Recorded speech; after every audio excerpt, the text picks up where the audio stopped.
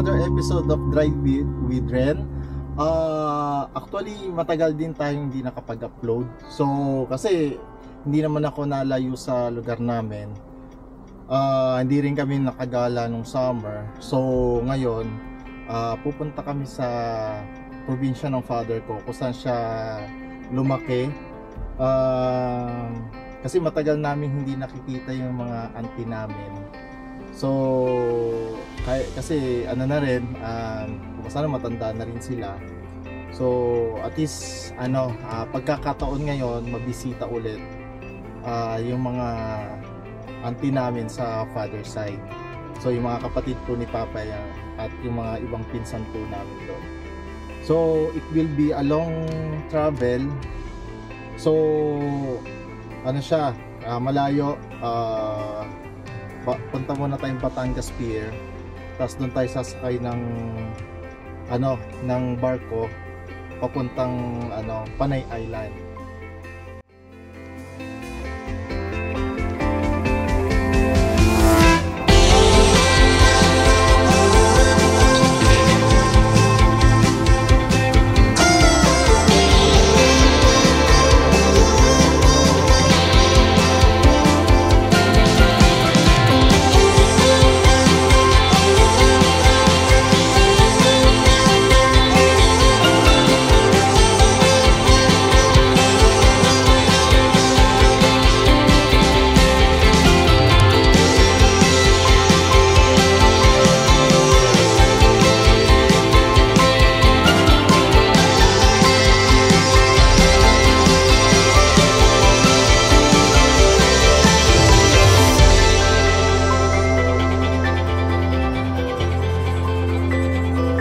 Afternoon guys, nandito na yung mga kasamahan ko. So, inantay lang natin sila. So, nandito yung dalawang lola, si RB, at meron tayong hakot, si Clyby. So, mapapasubo si na lola dun sa mga antike sa bigas. So, I think marami silang bigas doon. So, grabe, parang 3 taong katumbas ni Clyby. Okay, ano na tayo?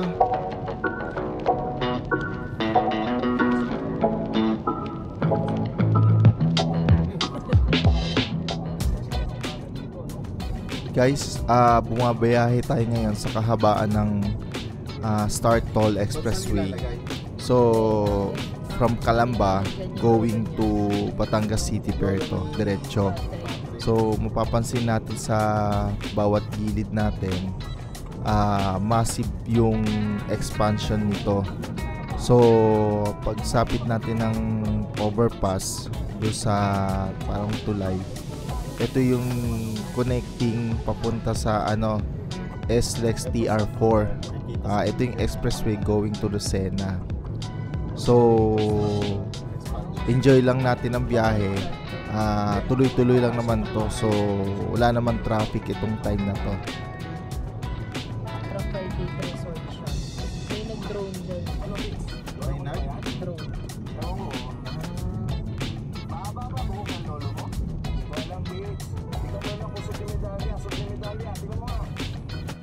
So, nandito na tayo sa Batangas City na toll gate. So, dire-diretso na to. May overpass to. Diretso going to Batangas City Pier.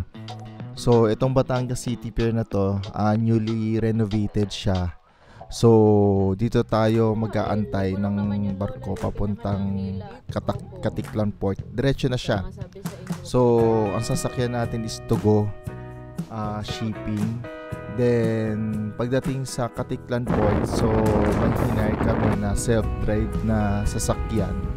So, at least convenient sa amin dahil may dalawang senior tapos may dalawang bata na kasama. So, maganda lang sa self-drive is kontrolado mo kung saan ang pagpunta mo. Kasi pag dadali mo yung sasakyan sa barko, mahigit 20 mil or 20,000 pesos ang babayaran mo one way. So, iba pa yung hassle ng mga documents. Then, syempre kung balikan, so nasa 40,000 na yun to 50,000. So, marami ka pang ng documents. So, aside from Togo, merong shipping na Starlight. So may daily trip sila going to Katiklan Port. So unlike sa sa magdadala ka ng sasakyan pala, at least pag self-drive ka, manageable lang yung expenses mo per day na nag-hire ka ng sasakyan.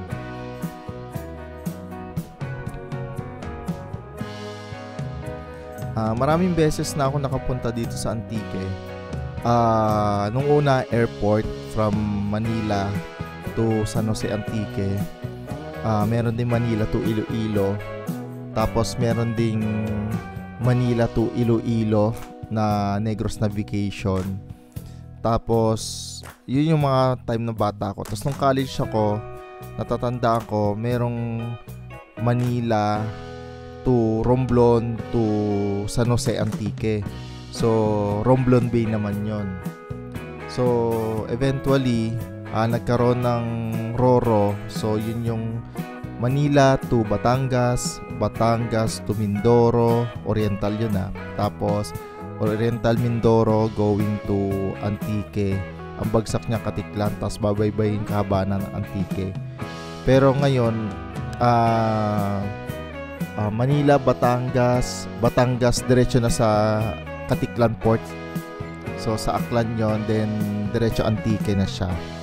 So noon lubak-lubak, pero sa panahon ngayon sementado na yung daan, maganda na yung daan.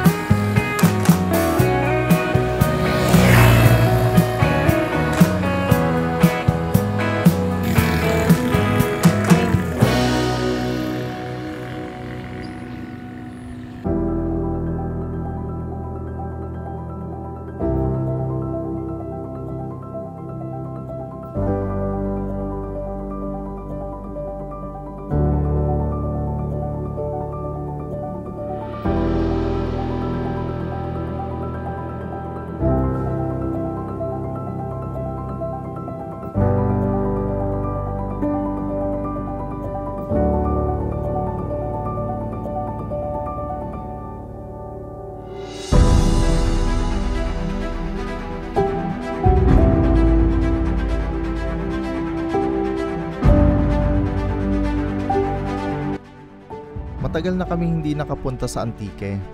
Ang purpose namin sa pagpunta ngayon is makamusta yung mga auntie namin at mga tito namin. Kasi hindi na sila bumabata. Average siguro nasa 80 years old na silang lahat. Average yun So ibig sabihin may nasa line of 75, 70s. Tas yung iba is nasa 80s na rin. So hindi na sila bumabata.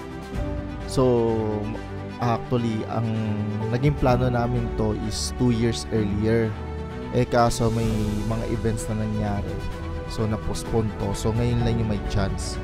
At least makapunta man kami, at least yung masaya. Ayaw kasi namin yung pupunta kami dahil may malungkot na nangyari. So noon, yung daan na to nag-first stop kami actually sa Sibalom. Then going to Dao. So sa Igdalagi. So noon talagang ang sementado lang is yung sa San Jose Antique.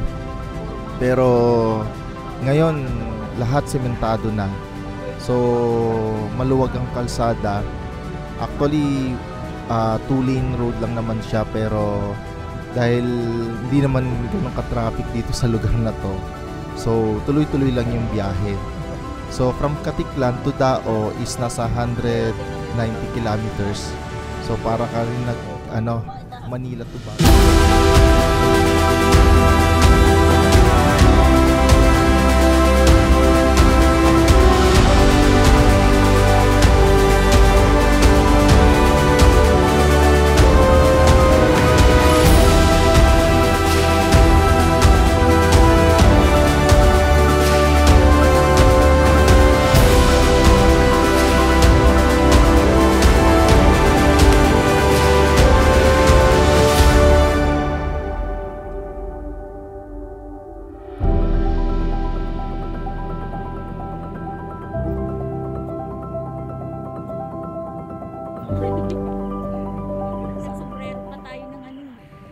Kung mahilig ka sa tabing dagat, maganda ang probinsya ng Antique. Lalo na dito sa hometown ni na Papa. Kasi dito, malapit dito yung Punta Hagdan. Magaganda ang mga corals dito. So, after namin dito sa Antique, babiyahe na kami ng Katiklan ulit going to Batangas. Kaso, medyo lihis yung mga schedule ng mga barko nila. So, nag-stop over muna kami sa Boracay. So, kahit pa paano, maka-experience ulit ng Boracay kahit sandali lang. So, guys, hanggang dito na lang.